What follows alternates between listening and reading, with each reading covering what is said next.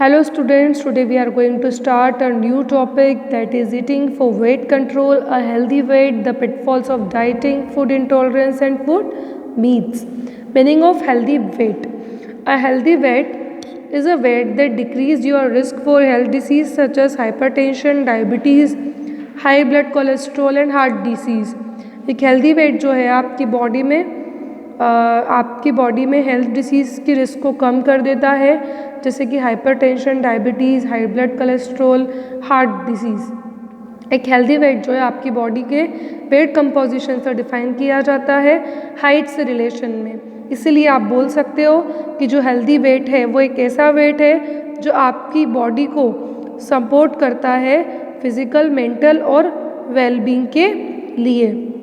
हम लोग healthy body weight को रिड्यूस कर सकते हैं, जिससे कि अगर हम लोग हेल्दी बॉडी वेट मेंटेन करते हैं तो हमारी बॉडी से हेल्थ प्रॉब्लम्स कम हो जाती है, जैसे कि heart disease, hypertension, diabetes etcetera.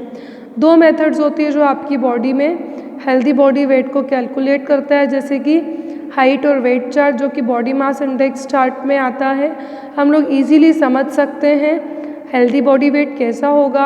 हम लोग BMI के थ्रू भी, मतलब बॉडी मेजरमेंट इंडेक्स के थ्रू भी बॉडी मास इंडेक्स के थ्रू भी कैलकुलेट कर सकते हैं। आपको हाइट एंड वेट चार्ट दिया है आपकी बुक में, तो आपको ये अपने आप से पढ़ना है।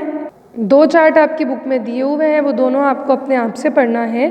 फिर है body mass index. In an individual want to know his or her, अगर कोई पर्सन अपना BMI जानना चाहता है तो उस पर्सन को अपना total weight height square meter से डिवाइड करना होगा। इससे आप इजीली पता लगा सकते हो कि आप लोग अंडर वेट हो, आपका नॉर्मल वेट है, आप लोग ओवर वेट हो, ओबेसिटी क्लास 1 में आते हो, क्लास 2 में आते हो या क्लास 3 में आते हो।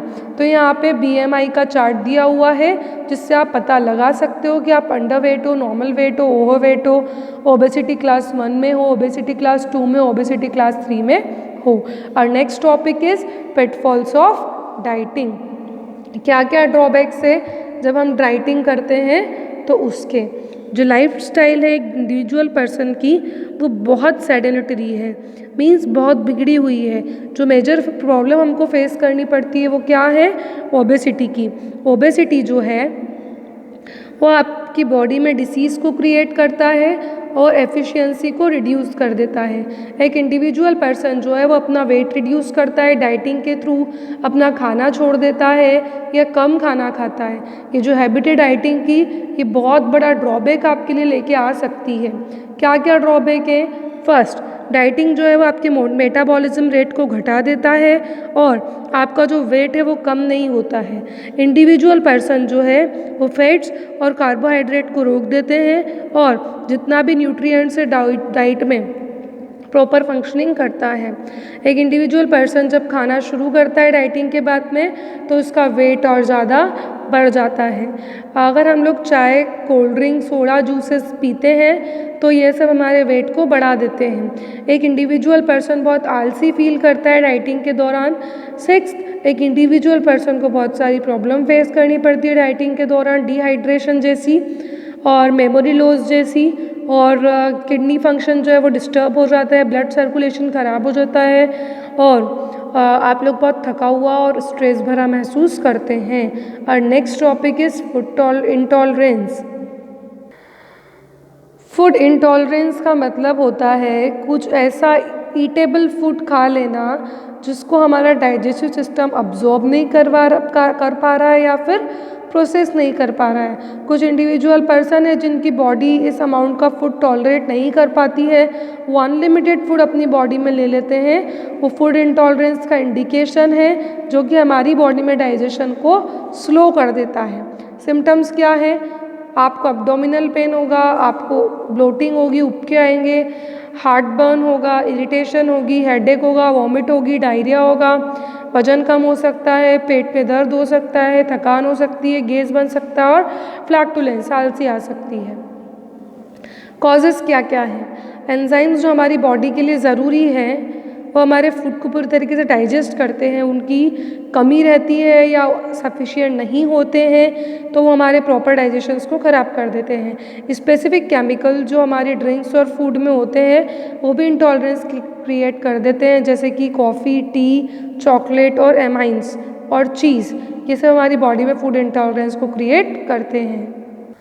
थर्ड पॉइंट है some foods have occurring chemicals that can have harmful effects on human being. कुछ फूड है जिसमें केमिकल होते हैं वो आपकी बॉडी के लिए हार्मफुल होता है, उसकी वजह से डायरिया, वॉमिटिंग, नोज़िया ये सब हो सकता है। ये सब क्यों होता है? क्योंकि आप कभी अधपके बीन्स खा लेते हो, उसमें टॉक्सिन्स होते हैं जैसे एफ्लाटॉक्सिन्स, ये आपके डाइजेशन प्रोसेस के लिए बहुत हार्मफुल है।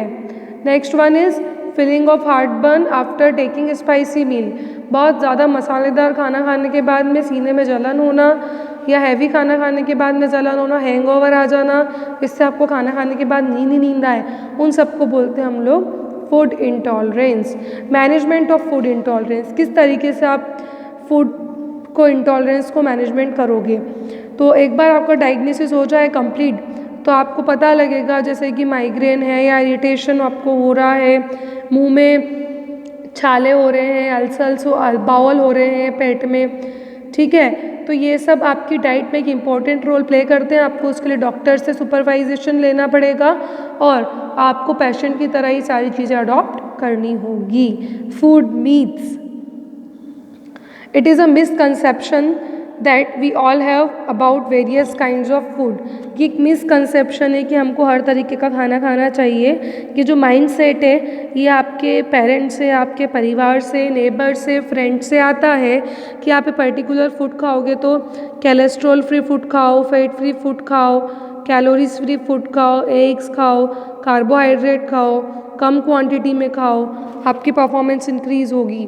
तो बहुत सारी ऐसी फूड मीट्स है जो कि डिस्कस की गई है नीचे।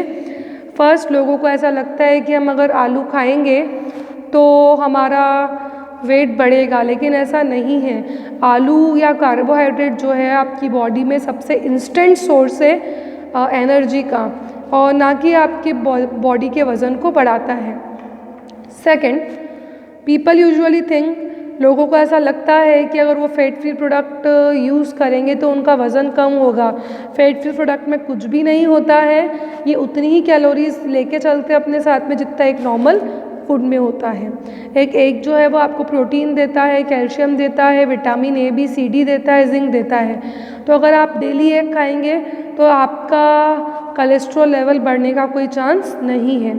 फोर्थ, लोगों को ऐसा लगता है कि मसल क्रैम्प्स जो होता है वो डिहाइड्रेशन की वजह से होता है, लेकिन रिसेंट स्टडीज़ में पाया गया है कि डिहाइड्रेशन लेवल में और क्रैम्पिंग में कोई रिलेशन नहीं है। फिफ्थ, रिसेंट स्टडीज़ में पाया गया है कि जो रिच फैट फूड होते हैं वो आपकी मसल्स की साइज़ को बढ़ाते हैं, लेकिन ऐसा कुछ भी नहीं है। तो I think 5 points are enough. We will learn sports nutrition in the next video. Thank you.